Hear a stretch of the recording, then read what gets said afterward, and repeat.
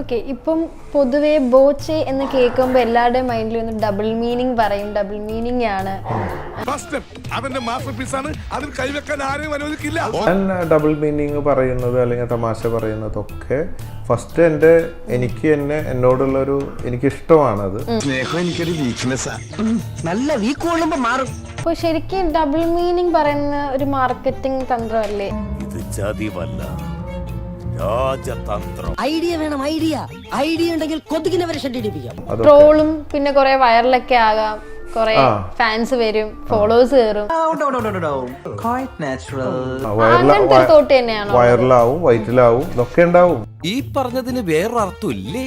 ഏയ്, അങ്ങനെ പ്രത്യേകിച്ച് അർത്ഥമൊന്നുമില്ല. നിങ്ങൾ ഉദ്ദേശിച്ച പോലെ അങ്ങനെ ഞാനൊന്നും ഉദ്ദേശിച്ചില്ല.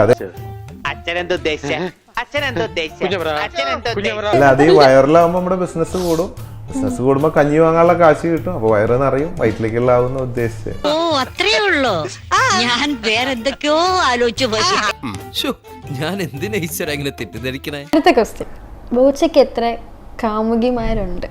അതിപ്പോ ഓരോ കീഴ്വഴക്കങ്ങളാവുമ്പോ കാമിക അങ്ങനെ നല്ല കാര്യങ്ങൾക്കൊന്നും എണ്ണം വെക്കാറില്ല. എണ്ണം വെച്ചിട്ട് കുറെ ഉണ്ട്. അപ്പം അത് ഞാൻ എണ്ണിട്ടില്ല, എണ്ണി നോക്കിട്ട് കൃത്യമായിട്ട് അറിയിക്കാം. സാറോടെ ഉണ്ടാവില്ല. ഓ, കണക്ക് ചോദിക്കാൻ എന്തുമാത്രം ആൾക്കാരാ. ഞാൻ ചോദിക്കണമെന്ന് വിചാരിച്ചത് ബോറടിക്കത്തില്ല ഡെയിലി വൈറ്റ് ഇട്ട്?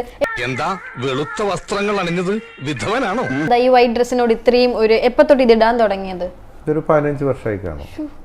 എന്റെ ദൈവമേ, എനിക്ക് ഊരണോ? ആരൊക്കെയുണ്ട്?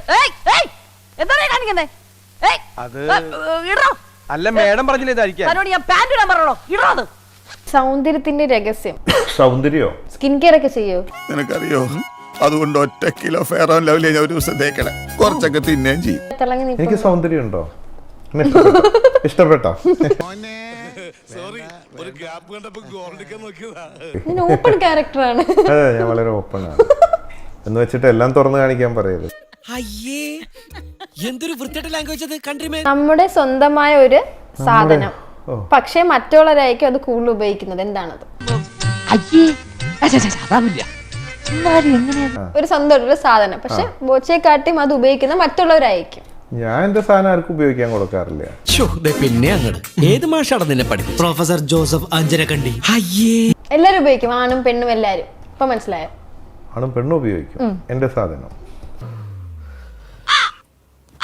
എന്താടാ ഇനി ഞാനിവിടെ നിന്ന് ഡയലോഗ് പറഞ്ഞ കരഞ്ഞു പോകും. ഉസ്മാനെ രക്ഷപ്പെട്ടോ.